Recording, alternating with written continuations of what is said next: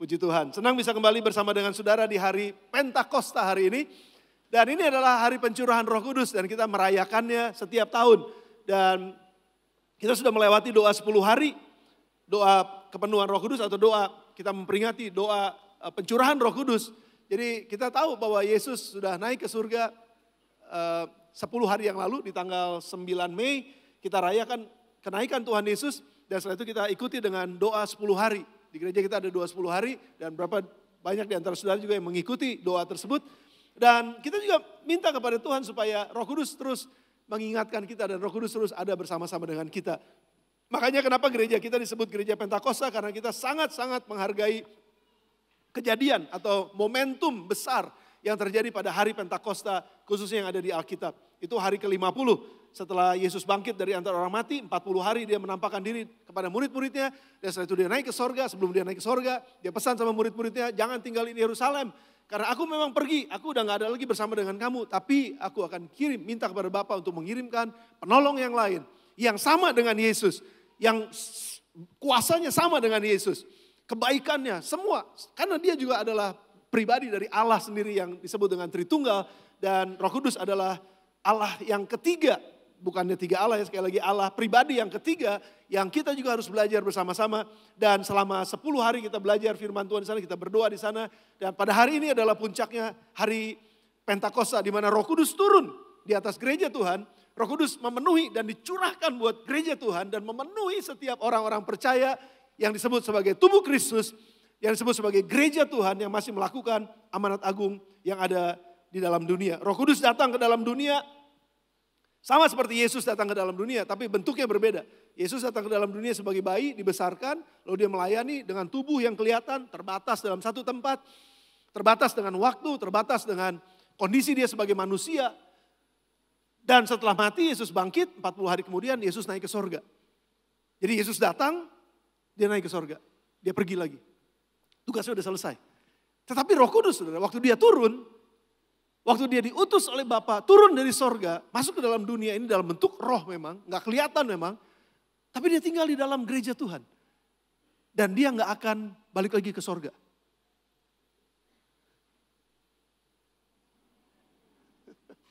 Sudah lagi ngebayangin, oh jadi di sorga gak ada Roh Kudus ya. Sudah jangan bayangin lu ke sana, terlalu luas. Tapi Roh Kudus dicurahkan dari sorga, turun ke dalam dunia ini, memenuhi setiap orang yang mengaku sebagai murid Kristus, tubuh Kristus dalam dunia ini sebagai gereja untuk tinggal bersama-sama dengan gereja sampai selama-lamanya. Dan setiap periode dalam kehidupan, setiap sejarah dalam kehidupan, setelah Roh Kudus dicurahkan, Roh Kudus gak pernah kemana-mana. Dia tetap tinggal bersama dengan gereja dari zaman ke zaman. Dan ada tugas gereja yang sebetulnya ada tugas gereja yang harus dilakukan oleh gereja yang sangat membutuhkan kehadiran Roh Kudus. Makanya kenapa Roh Kudus harus hadir. Makanya kenapa Roh Kudus harus turun. Dan pada hari ini saudara saya ingin menyampaikan kepada saudara satu tema. Saya sebenarnya tempted banget nih pengen ngomong mengenai Roh Kudus banyak banget. Tapi kayaknya mesti 3 seri atau 4 seri mungkin khotbahnya saudara. Tapi karena ini waktu kita gak terlalu banyak jadi saya harus pilih-pilih, saya harus press gitu ya. Mana-mana yang penting buat kita pada hari ini untuk kita bisa memahami mengenai Roh Kudus. Kenapa? Karena kalau kita belajar mengenai Tuhan, kealahan di dalam kekristenan, dalam sebagai orang Kristen, sebagai murid Kristus yang diajarkan oleh Alkitab, kita belajar banyak tentang Allah Bapa itu seperti apa. Lalu kita banyak belajar mengenai Yesus, Allah Anak gitu ya. Tapi jarang banget bicara tentang Allah Roh Kudus gitu. Jadi Allah Roh Kudus ini yang saya pikir kita perlu ke depan ini lebih banyak. Karena dia yang ada sekarang di dalam tubuhnya, gerejanya saat ini. Dan roh itulah yang bekerja di dalam dan melalui tubuhnya di gereja ini. Dalam gereja Tuhan, di dalam dunia ini. Jadi pengajaran Roh Kudus itu sama pentingnya sebetulnya dengan pengajaran mengenai Bapa, pengajaran mengenai Yesus. Jadi pengajaran mengenai Roh Kudus itu ada sebut namanya pneumatologi. Ya, belajar mengenai keberadaannya Roh Kudus. Kita perlu belajar untuk itu. Kita perlu mengenal. Karena kalau kita nggak mengenal Roh Kudus, kita banyak miss nanti sebagai gereja Tuhan. Jadi kita perlu mengenal. Nah saya akan membahas sedikit kepada saudara pada pagi hari ini. Membicarakan mengenai roh Allah, Roh Kudus. Yang dicurahkan buat kita, yang turun buat kita. Sebagai gereja Tuhan dan yang menyertai kita sampai selama-lamanya. Jadi kita akan belajar sama-sama yang saya kasih judul pada hari ini adalah hidup dalam Roh Kudus. Hidup dalam Roh Kudus. Dalam kehidupan kita sehari-hari, Roh Kudus itu ada bersama dengan kita. Nah saya ingin menyampaikan pada saudara beberapa poin yang sangat penting. yang harus kita ketahui mengenai Roh Kudus. Roh Kudus adalah pribadi ketiganya Allah. Jadi ada Allah Bapa sekali lagi, Allah Anak, Allah Roh Kudus. Nah, Allah Bapa itu punya rencana keselamatan setelah manusia diciptakan lalu jatuh dalam dosa. Sejak awalnya Allah Bapa itu merencanakan keselamatan sampai kekekalan. Jadi dia yang merencanakan keselamatan. Allah Bapa, saudara. Dan Allah Anak adalah Allah yang menggenapi rencana kekal keselamatan yang dari Allah Bapa. Dan Roh Kudus adalah Allah Roh yang melaksanakan keselamatan itu. Saya akan jelasin ini buat saudara. Yang pertama, Allah Bapa adalah Allah yang merencanakan keselamatan kekal sejak awal sampai pada akhirnya. Yohanes 3 ayat yang ke-16. Karena begitu besar kasih Allah akan dunia ini. Begitu besar kasih Allah, ini Allah Bapa akan dunia ini sehingga ia mengaruniakan anaknya yang tunggal. Supaya setiap orang yang percaya kepada anaknya yang tunggal itu tidak binasa melainkan beroleh hidup yang kekal. Jadi kasih Bapa yang begitu besar itu dia merencanakan keselamatan dari ujung sampai ujung. Dari kekekalan sampai pada kekekalan. Dia yang rencanakan itu. Dan yang kedua, Yesus sebagai Allah Anak yang menggenapi rencana tersebut di dalam dirinya. Yesus Kristus. Dia lakukan itu, dia turun ke dalam dunia. Makanya dia diutus ke dalam dunia. Supaya barang siapa yang percaya kepadanya tidak binasa. Karena keselamatan hanya didapat di dalam Yesus Kristus. Karena Yesus Kristus yang membayar kita. Kita yang berdosa yang harusnya mati. Udah terjual habis kepada dosa. Upah dosa adalah maut. Nggak ada seorang pun yang tidak berdosa. Semuanya berdosa. Dan karena dosa itu maut, kematian kekal, dan gak ada jalan keluar, gak ada keselamatan. Kecuali dari sorga sendiri turun dan kita tahu itu karena besar kasihnya Bapa. Yesuslah yang menggenapi rencana keselamatan itu melalui hidupnya selama dia dalam dunia. Dia mati di atas kayu salib, lalu dia bangkit pada hari yang ketiga, dia naik ke surga, dia selesai dengan tugasnya. Tugasnya menggenapi keselamatan sehingga barang siapa yang percaya kepadanya tidak binasa, tapi beroleh hidup yang kekal. Percaya kepada Yesus Kristus. Amin saudara. Jadi keselamatan itu cuma ada di dalam Yesus Kristus. Bukan dalam agama Kristen. Tapi dalam pribadi Allah yang kedua ini disebut Allah Anak, Yesus Kristus. Kisah Rasul 4 ayat yang ke-12. Dengan jelas katakan dan keselamatan tidak ada di dalam siapapun juga selain di dalam Dia, Yesus. Anak Allah yang tunggal. Sebab di bawah kolong langit ini tidak ada nama lain yang diberikan kepadanya. Manusia yang olehnya diberikan kepada manusia yang olehnya kita dapat diselamatkan. Enggak ada. Cuma satu nama ini namanya Yesus. Karena dialah yang menggenapi keselamatan dari yang Bapa berikan. Dia yang genapi di dalam dirinya sehingga cuma satu aja. Di dalam dia saja ada keselamatan. Makanya berita ini jadi sangat penting. Kalau sekarang dunia lagi distorsi dengan berita-berita bahwa ada keselamatan di luar Yesus. Itu distorsi yang menyebabkan kesesatan, yang menyebabkan orang banyak yang gak diselamatkan. Karena gak peduli dengan Yesus Kristus. Padahal pesannya dengan sangat jelas. Bukan agama ini sudah, bukan agama. Tapi keselamatan manusia yang diciptakan oleh Allah. Dan manusia berontak terhadap Allah. Keselamatannya cuma satu, melalui rencana besarnya Allah. Yang digenapi dalam Yesus Kristus. Gak ada yang lain. Makanya pesan ini jadi begitu penting. Dan kalau kita gak ngerti oknum yang ketiga. Kalau kita nggak ngerti pribadi yang ketiga, makanya akan banyak termasuk gereja percaya keselamatan ada di luar Yesus. Saya buktikan pada saudara. Kalau Allah Anak itu menggenapi rencana keselamatan melalui dirinya, yang dia berkorban, dia bayar harganya mahal dengan kematiannya. Tapi Allah Roh Kudus yang ketiga adalah Allah yang melaksanakan keselamatan melalui kesaksian gereja. Sudah bersama dengan saya? Saya pastikan dulu. Yang ngantuk katakan amin. Jangan terjebak sudah. Jangan terjebak. Nggak apa-apa kalau kan saudara lagi serius tadi begitu dengar kata amin kan amin ya. Tapi saya yakin saudara nggak ngantuk, amin. Nah itu boleh. Saudara tidak ngantuk, amin. Saudara bersama dengan saya, amin. Nah, saudara, ini penting banget, pesan ini penting banget. Jadi Allah Roh Kudus adalah Allah yang melaksanakan keselamatan melalui siapa? Melalui kesaksian gereja yang adalah tubuh Yesus Kristus dalam dunia ini. Perhatikan saudara. Dan hal ini dikerjakan di dalam gereja dari zaman ke zaman, sepanjang zaman sampai Tuhan Yesus datang kedua kali. Jadi Allah Bapa merencanakan keselamatan, Allah Anak menggenapi keselamatan melalui kematian di atas kayu salib, melalui dirinya sendiri. Dan barang siapa yang percaya kepadanya, terima keselamatan.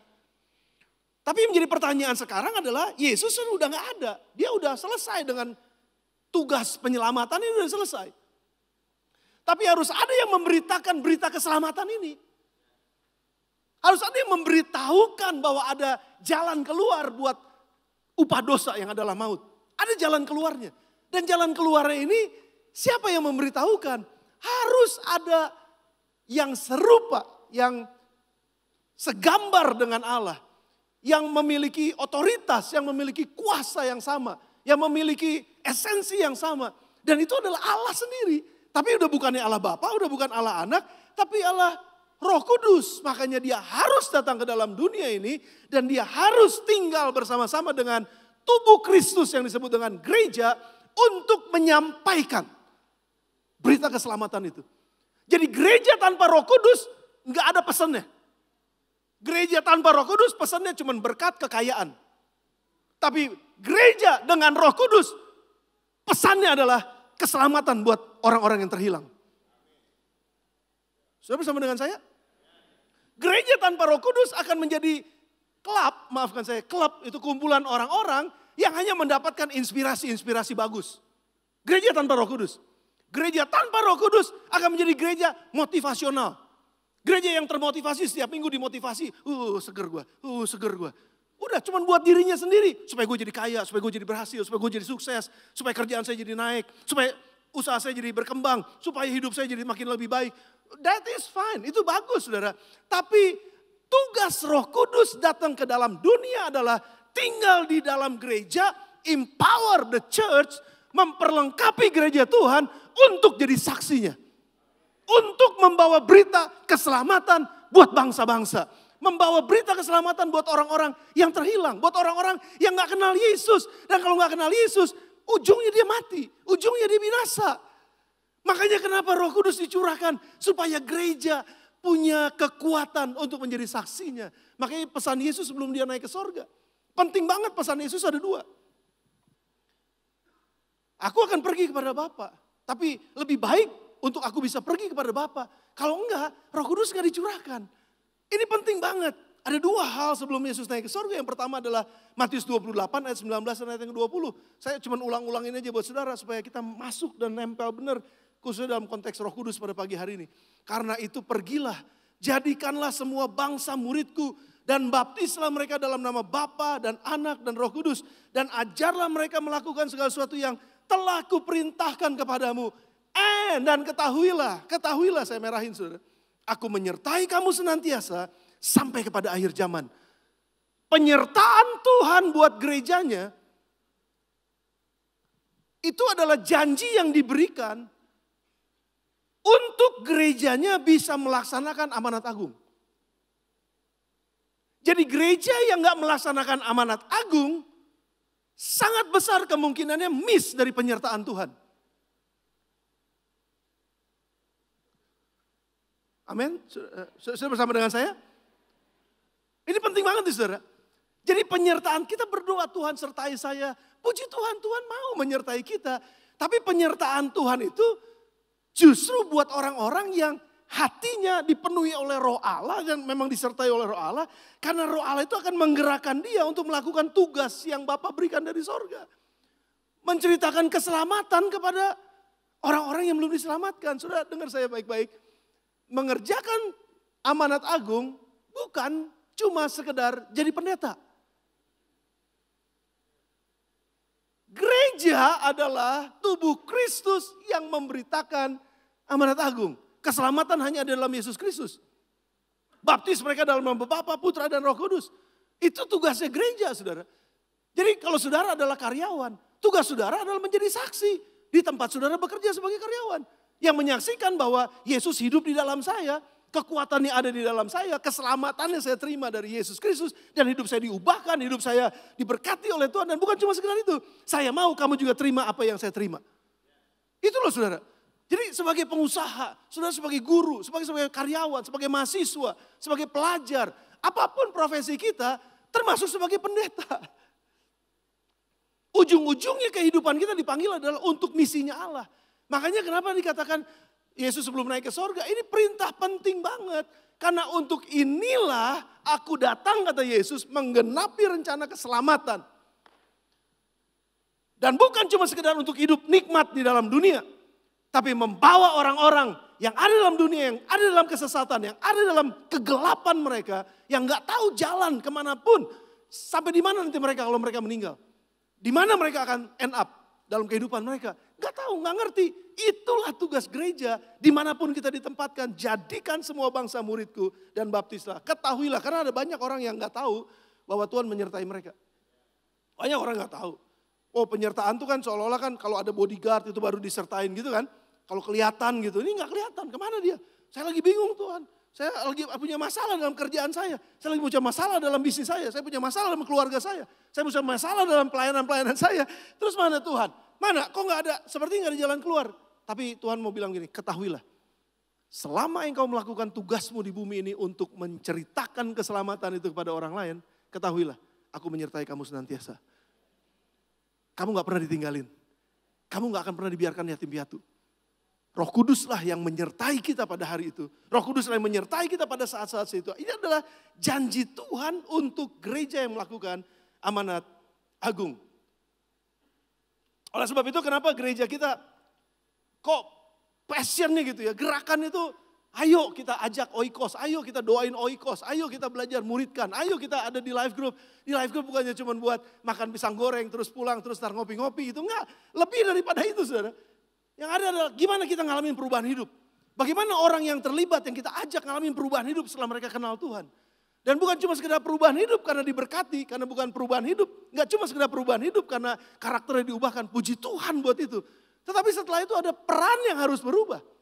Enggak cuma sebagai jadi penonton aja dalam gereja atau menjadi penonton aja dalam marketplace, tetapi sekarang menjadi pelaku. Sekali lagi saudara, kalau ada istilah bilang penonton di gereja, ada juga penonton di marketplace. Artinya begini, bukan masalah pekerjaannya, fungsi dan tugasnya. Kita di sini semua ibadah, puji Tuhan, kita enak ibadah di sini ya. Kita kan kebanyakan jadi penonton, kebanyakan jadi penonton. Kalau sudah ngeliatin saya kan, sudah kan ngeliatin saya, cuma satu yang ada di sini. Nah, sudah semua jadi penonton. Tapi maksudnya bukan penonton itu saudara. Maksudnya begini, kita lakukan tugas kita atau enggak dalam kehidupan kita sehari-hari sebagai pembawa kabar baik. Karena untuk itu Roh Kudus dicurahkan buat kita. Bukan cuma sekedar buat berbahasa roh saja. Ada orang berbahasa roh, bla bla bla bla. Terus ntar dia nipu kerjanya. Loh, saya bukannya bilang bahasa roh salah loh. Enggak, bukti orang dipenuhi Roh Kudus itu bukan berbahasa roh.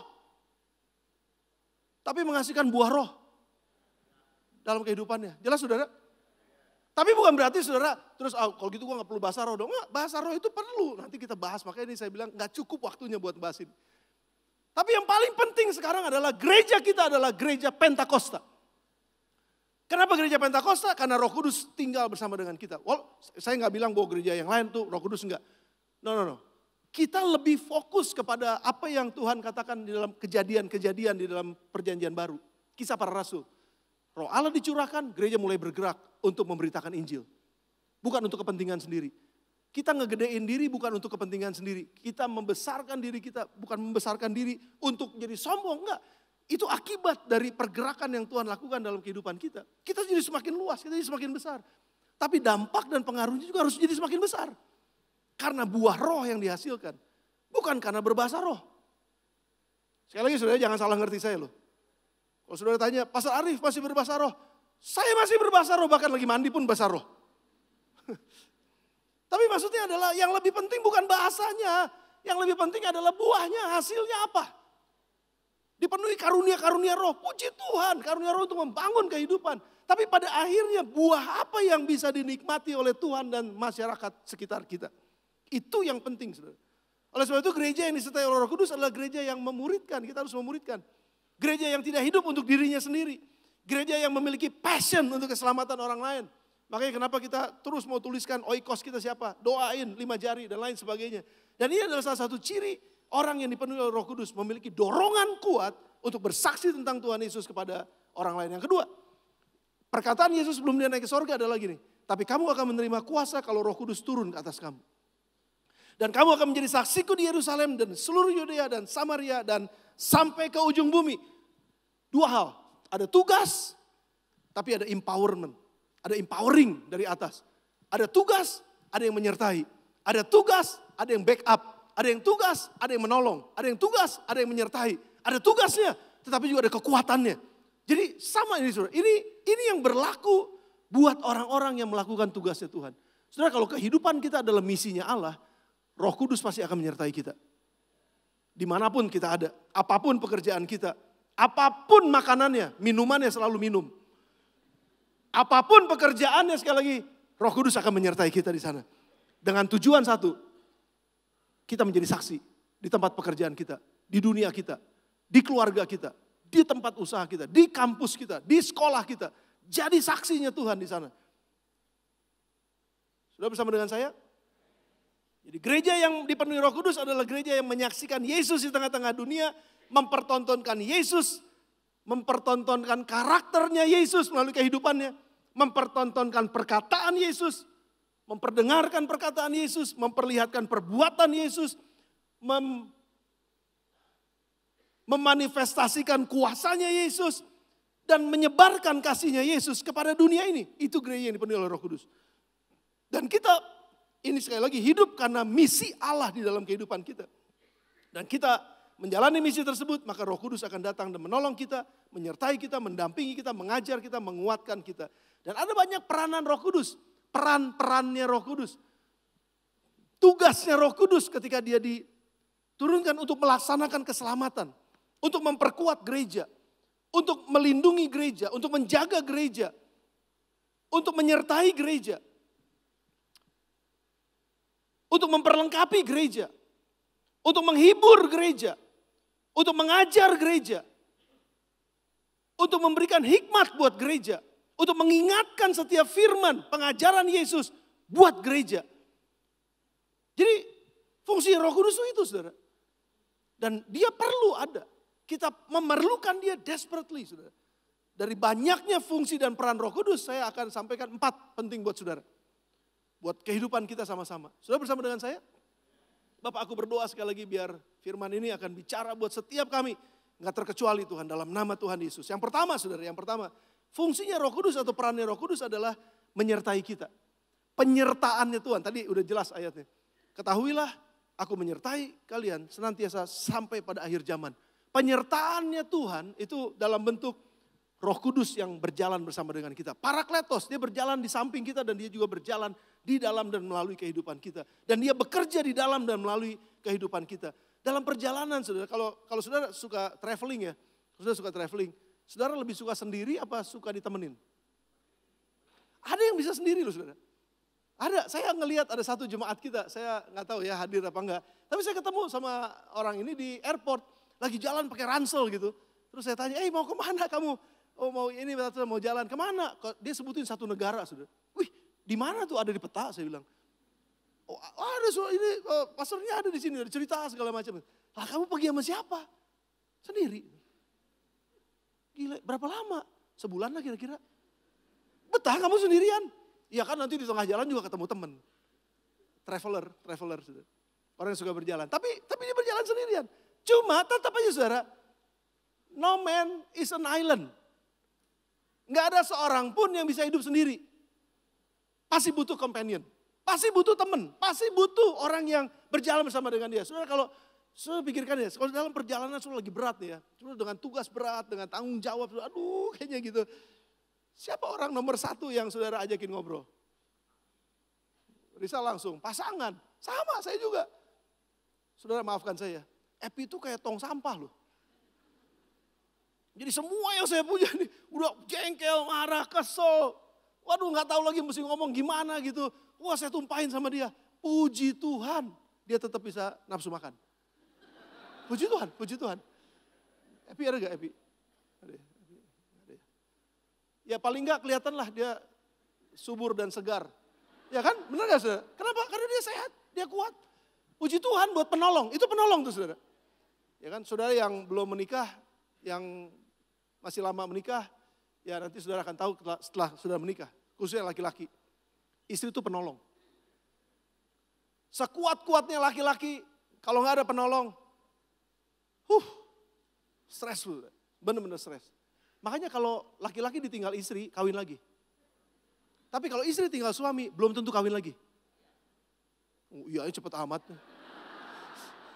Kayaknya iya gitu, setuju banget gitu ya. Kenapa? Kenapa saudara? Karena laki-laki butuh penolong. Betul, laki-laki butuh penolong.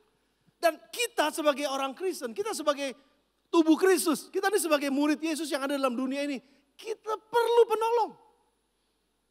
Yang menyertai kita, yang berjalan bersama dengan kita. Siapa yang bisa saudara ajakin ngobrol, yang sudah bisa lepas, sudah bisa, kecuali pasangan kita, yes, oke. Tapi mereka kan terbatas. Ada saatnya mereka juga udah gak bisa terima, ada saatnya di mereka juga udah kesel ngedengerin kita. Terus kita diam aja. Siapa penolong kita? Siapa yang menyertai kita? Roh Kudus adalah Allah sendiri yang menyertai kita. Dia gak akan pernah meninggalkan kita dan kehadirannya selalu ada bersama dengan kita. Anytime, 24 jam, 7 hari dalam seminggu. 365 hari dalam setahun. Dia selalu ada anytime, kapanpun saudara ngomong sama dia, dia dengar kita. Karena dia adalah Allah yang menyertai kita. Dia gak pernah jauh dari kita. Saudara, dalam perjalanan saya tadi saya cerita, ini teman perjalanan saya nih saudara. Karena di sini ada materi khotbah saya, di sini ada catatan saya, di sini ada Alkitab saya. Tapi di sini juga ada satu hal, yang kalau saya bosan, saya punya Disney Channel. Saya download, ada film-film yang saya suka, masuk ke sini.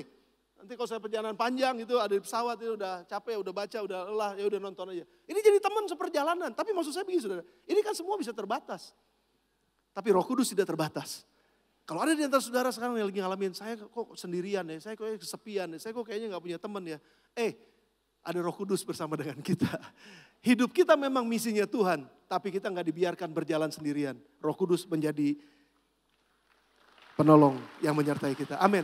Boleh tepuk tangan buat Roh Kudus? Ya, saya juga mau kasih tepuk tangan buat Roh Kudus. Thank you Lord. Terima kasih Roh Kudus. Terima kasih. Dia luar biasa. Yang kedua, Roh Kudus itu tinggal di dalam kita. Penting, perhatiin bagian ini saya mau fokus di sini lebih panjang. Roh Kudus itu tinggal di dalam kita. Ayatnya di mana? 1 Korintus 6 ayat 19-20. Atau tidak tahukah kamu bahwa tubuhmu adalah bait Roh Kudus yang diam di dalam kamu. Roh Kudus yang kamu peroleh dari Allah. Dan bahwa kamu bukan milik kamu sendiri. Sebab kamu telah dibeli dan harganya telah lunas dibayar.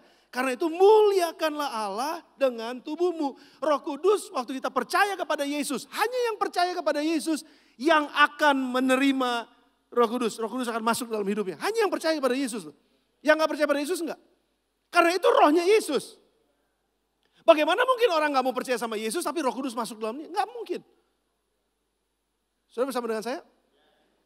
Jadi Roh Kudus adalah roh yang tinggal di dalam tubuh kita, tinggal dalam hidup kita. Hidup ini termasuk tubuh kita nih, yang ada sekarang ini. Roh Kudus yang kamu peroleh dari Allah katanya, dan kamu tuh adalah bukan milik kamu sendiri, tapi ini saya ini adalah miliknya Kristus. Karena sudah dibayar lunas, ayat yang ke-20. Sebab kamu telah dibeli dan harganya telah lunas dibayar, karena itu muliakan Tuhan dengan tubuhmu. Saya ambil ilustrasi sedikit sudah ya. Saya beli ini mahal. 2,5 juta. Karena memang airnya beda, saudara. Bentar ya. Ini airnya beda. Beda banget. Bentar.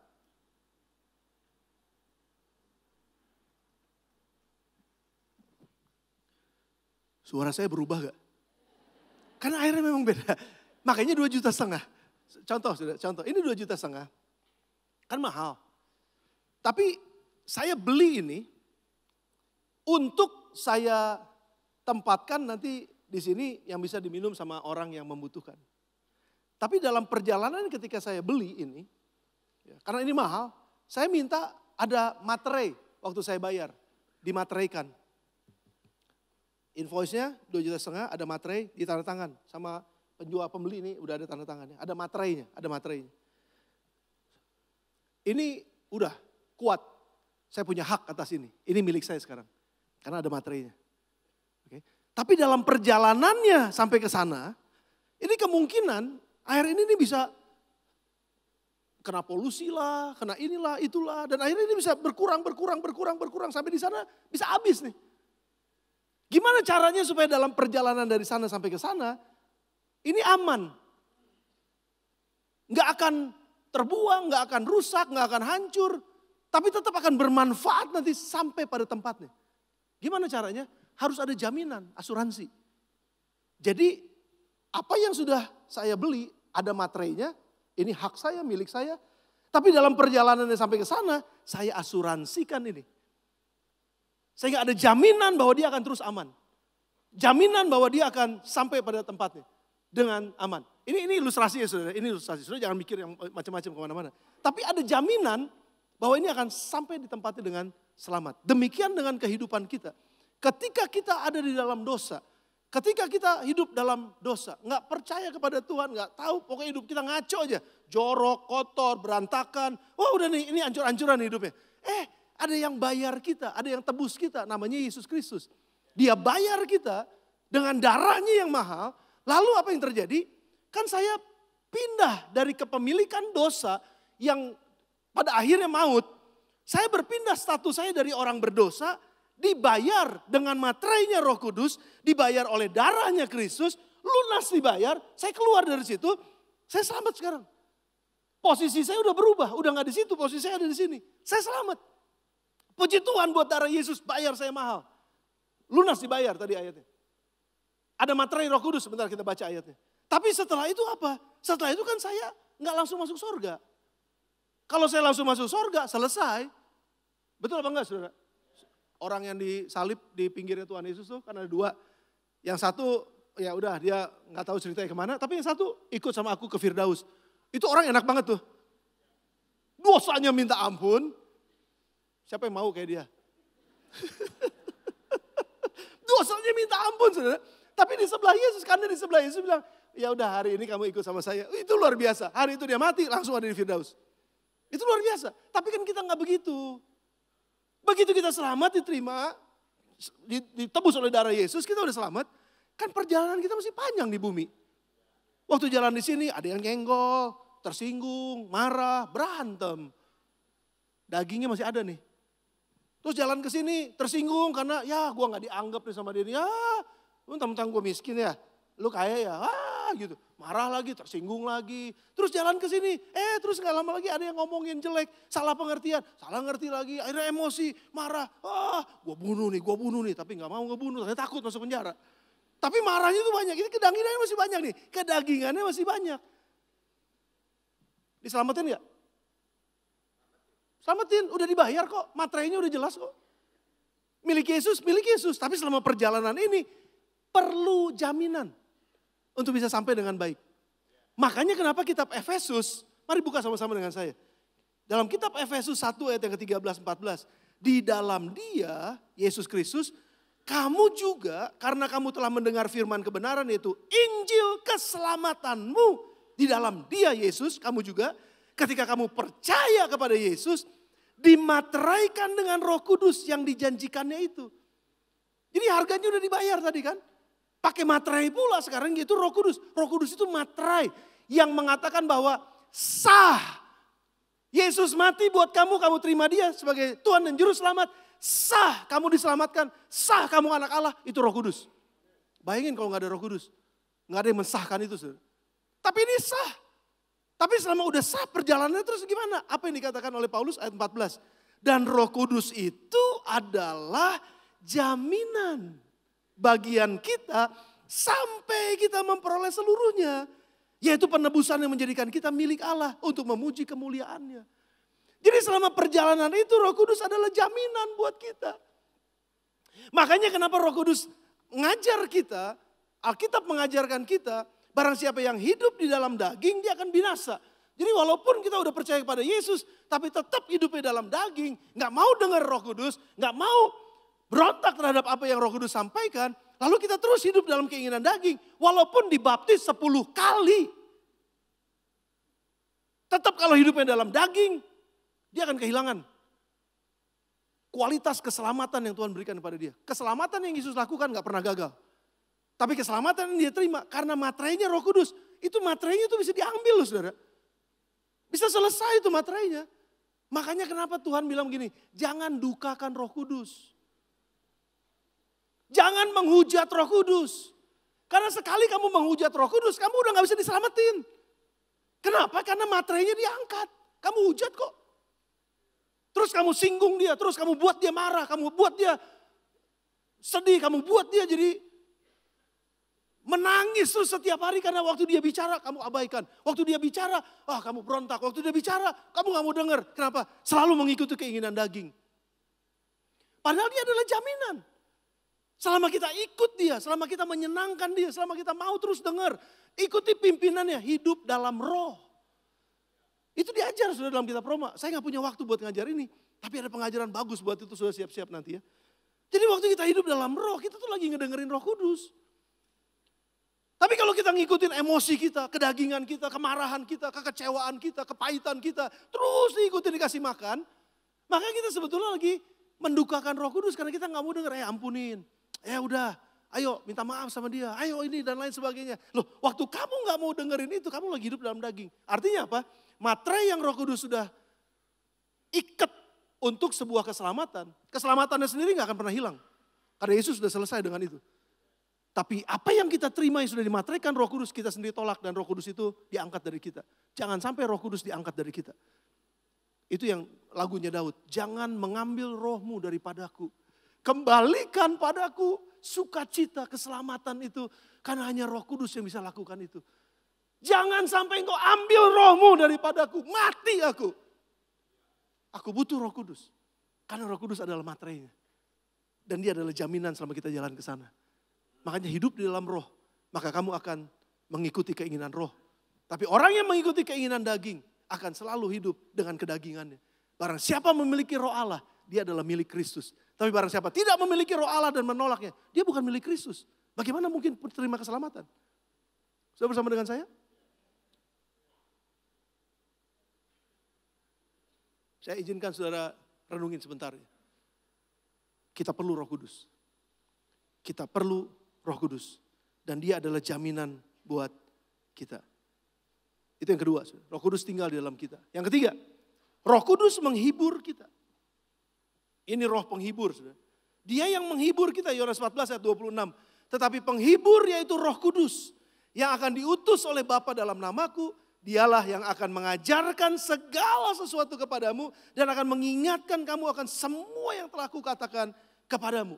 Sebagai penghibur, dia akan ngajar kita segala sesuatu dan mengingatkan segala sesuatu yang pernah Yesus ajarkan, yang pernah Yesus katakan. Saudara, seringkali dalam masalah kita, dalam pergumulan kita, di dalam kemarahan kadang-kadang, di dalam kekecewaan kita terhadap dunia ini, terhadap apa yang terjadi di sekeliling kita, itu membuat kita lupa sama firman, betul apa enggak?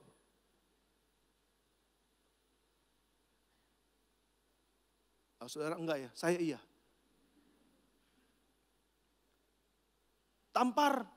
Ditampar pipi kanan, firman Tuhan bilang, kadang-kadang kan lupa sama itu kan, tampar pipi kanan, kasih pipi kiri.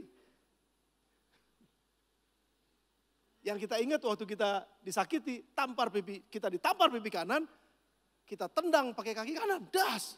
Ya apa enggak saudara? Kita lupakan apa yang diajarkan oleh Yesus kan. Roh Kudus itu menghibur kita. Menghibur dalam pengertian begini, dia mengajarkan segala sesuatu. Tadinya kita udah gak ingat, emosi, marah gitu, kecewa gitu. Udah mau balas aja tapi Roh Kudus ngingetin, gak boleh gitu. Waktu kita sadar, waktu kita ingat, itu ada satu ketenangan, itu ada satu kekuatan baru. Oh iya, udah Tuhan, udah Roh Kudus tolong. Lalu firman Tuhan mulai bicara lagi tuh. Ya udah, lepaskan pengampunan, ya udah, lepaskan. Dan lain sebagainya, sudah ingat. Waktu kita sedih, waktu kita depresi, Roh Kudus ngingetin firman. Tapi seringkali waktu depresi, firman itu hilang. Makanya kenapa penghibur? Saya mau ceritain ada satu cerita. Ada seorang namanya Joseph, namanya susah. Namanya dia orang Ireland.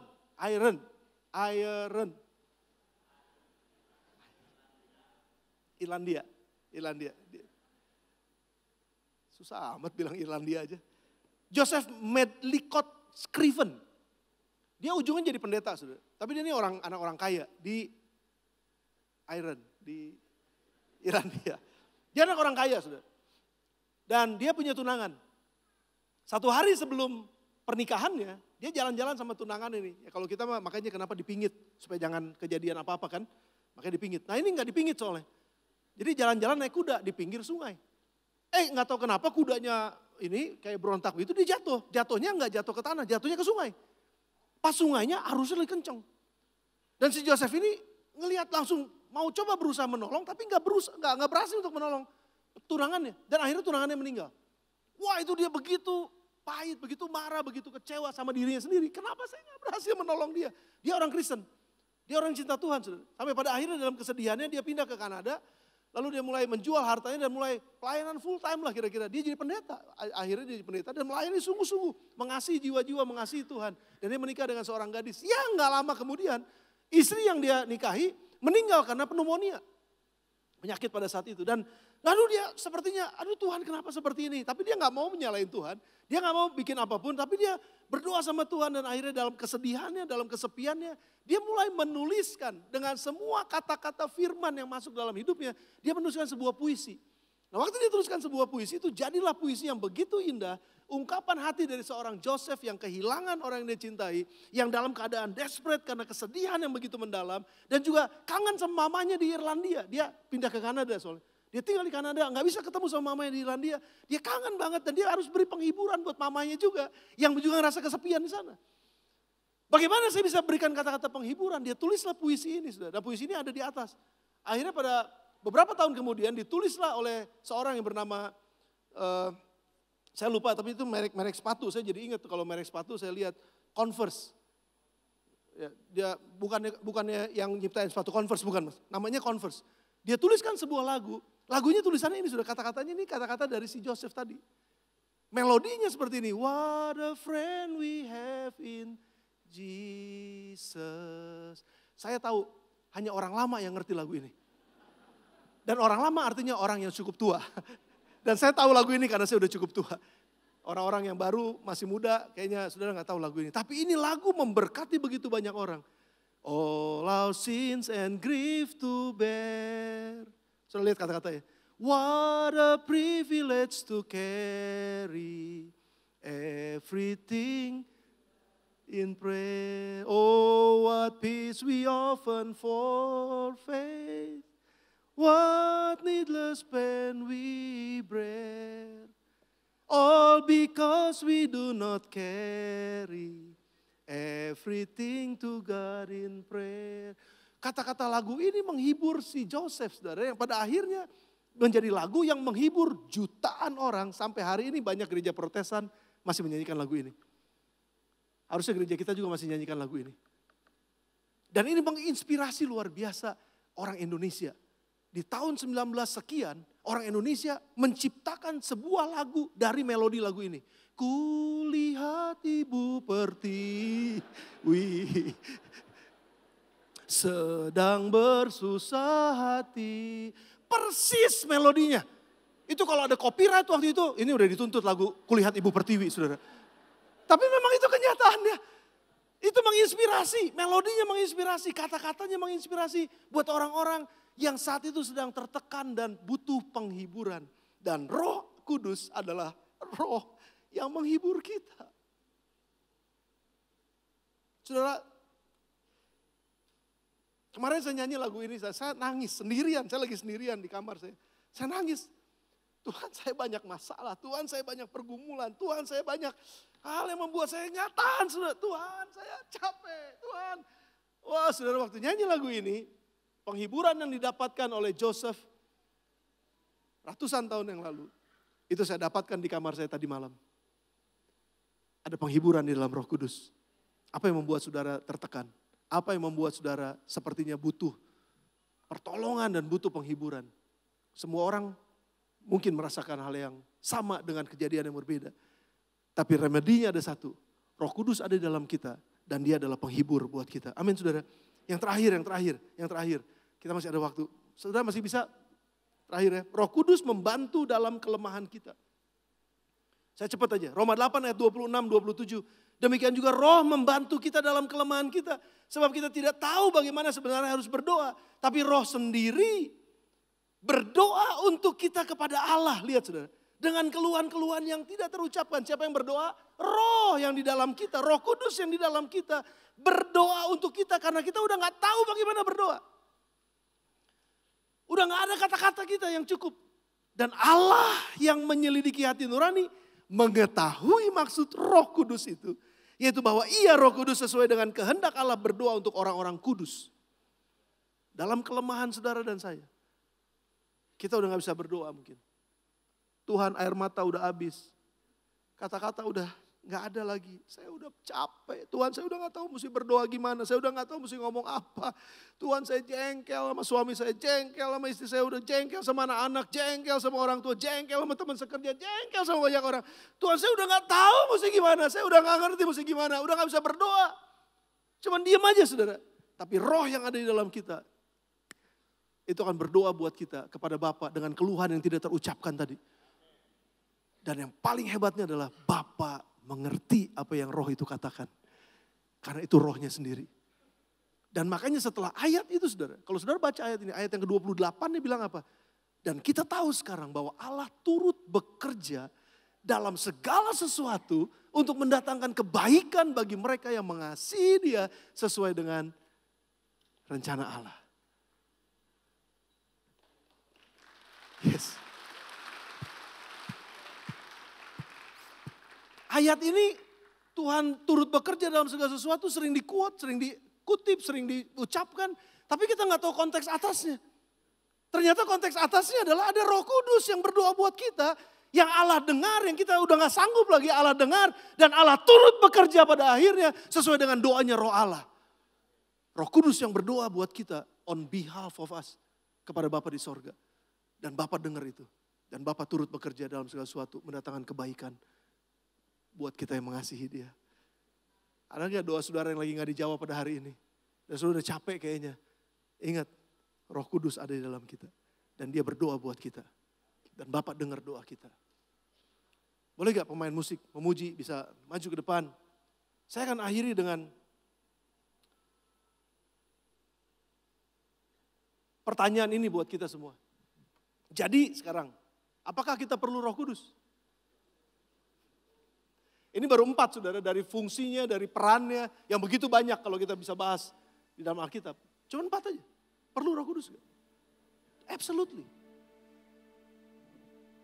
Bapak dengar doa, iya. Bapak merencanakan keselamatan, iya. Yesus yang mewujudkan rencana tersebut, iya. Dan kita selamat di dalam Yesus Kristus, yes, iya. Tapi Yesus sudah naik ke sorga. Kita udah gak lihat Dia. Yesus sudah gak berjalan seperti Dia berjalan dengan murid-muridnya dulu. Siapa jadi penolong kita? Roh Kudus penolong kita. Makanya kenapa Roh Kudus harus turun? Makanya kenapa Roh Kudus harus datang? Kita butuh Roh Kudus. Gak ada seorang pun di antara kita yang duduk di tempat ini gak perlu Roh Kudus. Kita semua perlu Roh Kudus. Tapi pertanyaannya gimana caranya pastor untuk saya bisa terima Roh Kudus? Itu kan pertanyaan yang penting. Saudara gak perlu lakukan apapun juga. Alkitab udah ajarin kita kok. Saudara gak perlu, saudara mesti nyanyi dulu 3 lagu, terus lagu pelan, terus nanti tiba-tiba Roh Kudus turun. Gak usah. Atau mungkin saudara mesti datang dulu ke kebaktian ibadah doa dulu supaya ada yang numpangin tangan, terus nanti Roh Kudus turun ke atas kita. Wah itu memang bisa terjadi. Tapi kalaupun gak ada orang yang numpangin tangan, gimana? Roh Kudus bisa turun di atas kita kan? Bisa. Tadi ingat saudara, Roh Kudus diberikan pada mereka yang percaya kepada Yesus. Oke? Tapi bukan cuma sekedar percaya kepada Yesus, tapi mau hidup diubahkan menjadi serupa dengan Kristus. Nah, orang-orang seperti ini yang mau melaksanakan apa yang Yesus tugaskan buat dia hidup dalam dunia ini, untuk itu juga Roh Kudus hadir. Makanya Petrus katakan dalam Kisah Rasul 2 ayat yang 38-39 bilang gini, jawab Petrus kepada mereka, ini kalau kamu mau terima karunia Roh Kudus, bertobatlah. Cukup bertobat. Akui kesalahan kita, akui kesombongan kita. Gua gak butuh Tuhan, gua gak butuh Roh Kudus. Ya udah, kamu sombong. Kalau kamu mau terima Roh Kudus, kamu butuh Roh Kudus, bertobat dulu dari kesombongan. Bilang, aku gak bisa Tuhan, aku tobat. aku nih jorok, aku nih kotor. Tuhan, aku bertobat. Aku mau meninggalkan perbuatanku yang. Dan hendak kamu masing-masing memberi dirimu dibaptis dalam nama Tuhan Yesus. Untuk apa? Tanda bahwa kita bertobat, dibaptiskan. Tapi baptisan itu sendiri adalah sebenarnya bagian dari pengampunan dosa. Saya mau diampuni dosa saya itu. Minta ampun sama Tuhan. Cepat hari ini. Kalau saudara mau dipenuhi Roh Kudus, bertobat, minta ampun sama Tuhan. Maka kamu akan menerima karunia Roh Kudus. Dan karunia Roh Kudus ini adalah janji yang Bapa berikan. Roh Kudus adalah janji loh. Kalau Bapa berjanji gak mungkin diingkari. Sebab bagi kamulah janji itu dan bagi anak-anakmu lah. Jadi bukan cuma buat sekedar buat kita, tapi buat anak-anak kita. Bukan cuma sekedar buat anak-anak kita, tapi bagi orang yang masih jauh, yang belum lahir hari ini. Mungkin mereka lahir di tahun depan atau lahir 10 tahun lagi. Kalau Tuhan belum datang, 10 tahun lagi mereka lahir. Roh Kudus juga dicurahkan buat mereka yang lahir 10 tahun lagi. Buat yang masih jauh, Roh Kudus tetap ada. Dia gak akan diangkat sebelum Yesus datang. Dia tetap ada di dalam dunia ini. Dia tetap ada di tengah-tengah kita. Dan dia mau tinggal di dalam saudara dan saya. Amin saudara. Terima dia, buka hati saudara. Dia katakan, Lord, Holy Spirit, I really need you. Saya betul-betul perlu engkau. Saya betul-betul perlu engkau. Saya gak bisa hidup tanpa engkau. Datang sama dia. Terbuka aja. Gak usah lakukan banyak-banyak. Datang aja, terbuka aja. Karena itu janjinya, dia pasti akan penuhin kita. Amin saudara. Tundukkan kepala saudara sebentar. 1 minggu ini saya nyanyi sebuah lagu. Tak usah aku takut sebab kau besertaku. Karena Roh Kudus menyertai kita memang. Itu tugasnya. Tak usah aku bimbang sebab engkau di dalamku. Karena Roh Kudus ada di dalam kita gak perlu bimbang. Tak usah aku ragu. Karena dia Allah yang menyertai kita. Karena dia memang Allah yang ada bersama dengan kita. Dia hidup di dalam kita. Dia beri kekuatan kepada kita. Jadi apapun yang menjadi pergumulan kita, Roh Kudus ada di sana buat kita. Dan dia siap untuk menjadi penolong kita. Datang sama Tuhan dan buka hati saudara, buka roh saudara. Saya mau kita sama-sama dengan singer nyanyikan lagu ini. Aku mau Tuhan, Roh Kudus beserta dengan aku. Oleh sebab itu aku gak perlu takut, sebab engkau beserta denganku. Haleluya Tuhan, amin. Tak usah aku takut, sebab kau sertaku. Tak usah aku bimbang, kau di dalamku. Tak usah aku cemas, kau penghiburku. Saat ku lemah, kau kuatku. Tak usah aku takut, sebab kau sertaku. Tak usah aku bimbang, kau di dalamku. Tak usah aku cemas, kau penghiburku. Saat ku Amin. Engkau kekuatan kami. Nyanyikan. Haleluya.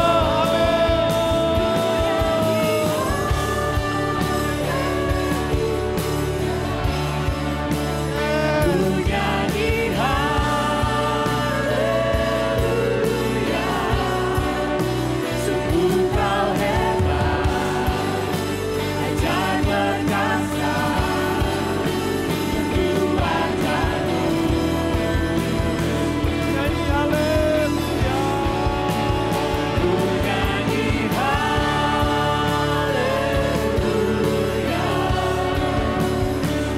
Nyanyi haleluya. Sungguh kau hebat, ajar perkasa, kekuatanmu. Ajaib engkau Tuhan.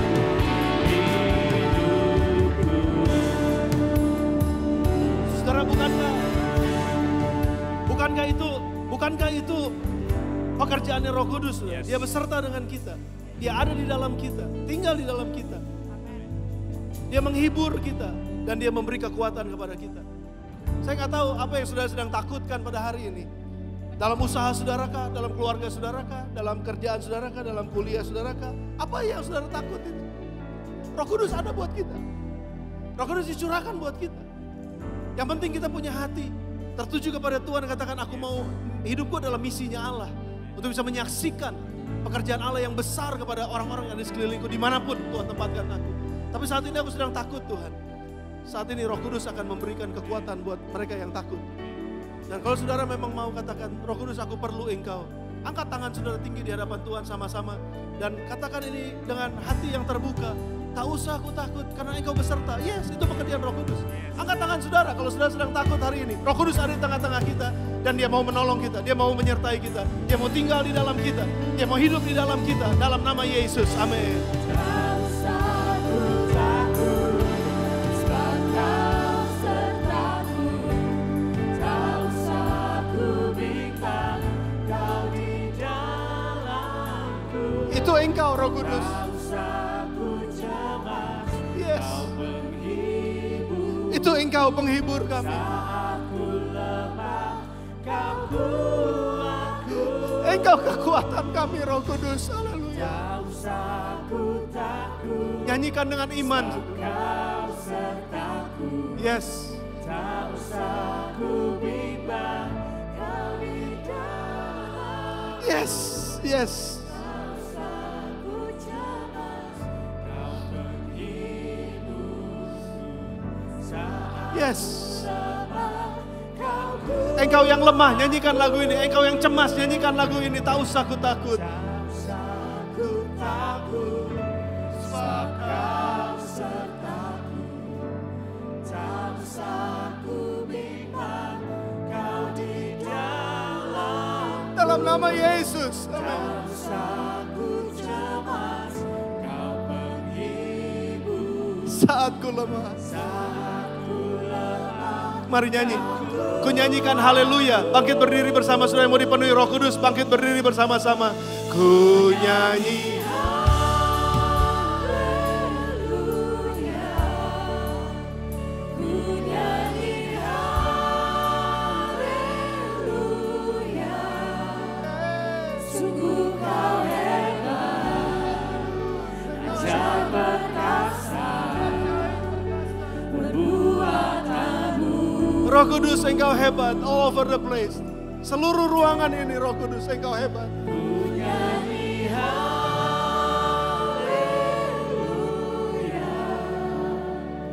Ku nyanyi haleluya. Sungguh Kau hebat, ajaib perkasa, perbuatanmu.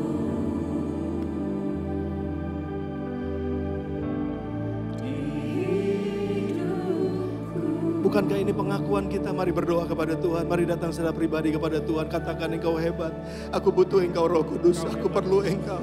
Aku membutuhkan kekuatan-Mu. Aku butuhkan penyertaan-Mu. Aku butuhkan Engkau tinggal dalamku. Aku butuh Engkau Tuhan. Haleluya, haleluya. Mulai berbicara kepada Tuhan saat ini. Berdoa aja, minta Roh Kudus akan dicurahkan. Ya, saya melihat Roh Kudus dicurahkan. Roh Kudus turun. Roh Kudus turun. Roh Kudus turun ke setiap jemaat-Mu yang membutuhkan Engkau. Roh Kudus turun.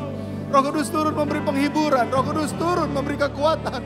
Roh Kudus turun memberikan penyertaan-Mu Tuhan. Di dalam nama Yesus Roh Kudus turun. Ya Allah, ya Allah, ya Allah. Roh Kudus turun, Roh Kudus turun, Roh Kudus turun. Secara spesifik, saudara terus berkatakan kepada Tuhan. Oh. Yesus. Mari buka hati kita, saudara. Buka hatimu, buka hatimu. Roh Kudus mau memenuhi kita. Pagi ini, di hari Pentakosta, Roh Kudus mau memenuhi kita. Kita akan pulang dengan kekuatan yang baru. Pulang dengan penyertaan yang nyata. Di dalam nama Tuhan Yesus. Di dalam nama Tuhan Yesus. Haleluya. Oh, ku buka hati untuk Roh-Mu Tuhan. Buka hati menyembah-Mu Yesus.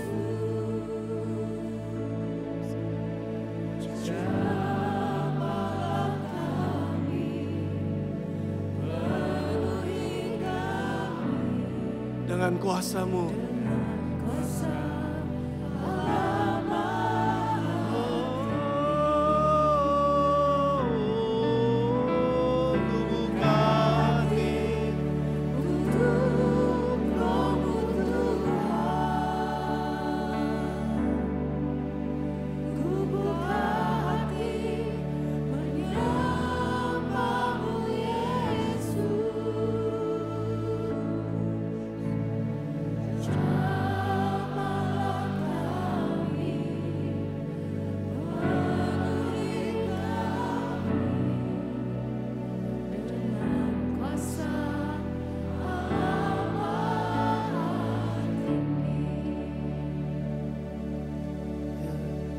jamahlah kami, penuhi kami dengan kuasa. Silakan saudara berdoa kepada Tuhan secara pribadi.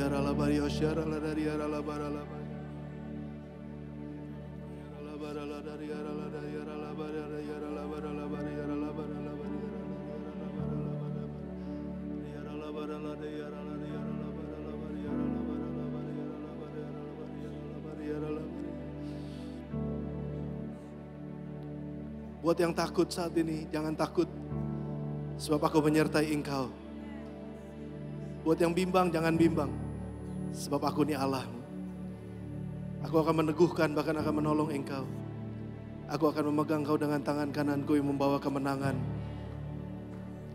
Saya nggak tahu ini firman buat siapa, tapi engkau yang sedang takut saat ini, Yesus menyertai engkau dengan rohnya. Dalam nama Tuhan Yesus. Kalau ada yang sedang sakit pada siang hari ini, Roh Kudus juga ada di tengah-tengah kita, Dia Allah yang menyembuhkan. Mungkin saudara nggak sakit secara fisik, tapi saudara sakit secara emosi, saudara sakit secara jiwa. Roh Kudus adalah penghibur buat kita. Dia akan mengingatkan setiap firman yang pernah Yesus ajarkan buat kita. Dalam nama Yesus, haleluya. Dalam nama Tuhan Yesus, haleluya. Dalam nama Tuhan Yesus, haleluya.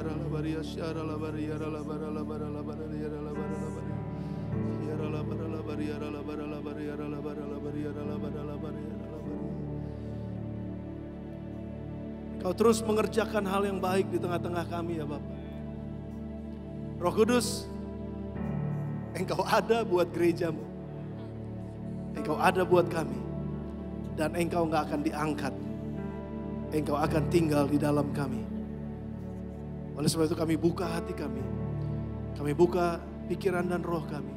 Oh, ku buka hati untuk roh-Mu Tuhan.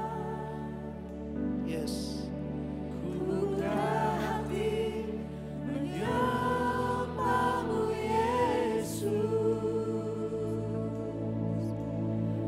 Jamahlah kami, penuhi kami dengan kuasa Allah Maha Tinggi. Jamahlah, oh, Jamahlah kami, penuhi kami dengan kuasa Allah Maha Tinggi. sekali lagi katakan jamahlah kami dan penuhilah kami Tuhan. Jamahlah kami, penuhi kami Yes. dengan kuasa Allah Maha Tinggi. Terima kasih Tuhan, terima kasih. Mari beri tepuk tangan yuk buat Roh Kudus. Roh Kudus, you are welcome in this place. Roh Kudus, Engkau dimuliakan di tempat ini. Engkau Tuhan di tempat ini dan Raja di tempat ini. Kau berkuasa di tempat ini, dalam gerejamu di tempat ini. Kami mengucap syukur. Kami akan pulang dengan damai sejahtera. Kami akan pulang dengan kelepasan. Kami akan pulang dengan kekuatan yang baru. Walaupun mungkin masalah kami belum selesai, tapi kami percaya ada kekuatan untuk bisa melewati masalah tersebut. Dan kemenangan ada di depan kami. Terima kasih berkati setiap sidang jemaat-Mu kami semua yang hadir. Di dalam nama Tuhan Yesus kami terima firman-Mu. Kami terima penyertaan Roh Kudus buat kami pada hari ini. Dalam nama Yesus Kristus kami berdoa. Kami mengucap syukur. Kami berterima kasih. Dan semua diberkati sama-sama katakan. Amin, amin, amin. Puji Tuhan. Tuhan Yesus berkati saudara.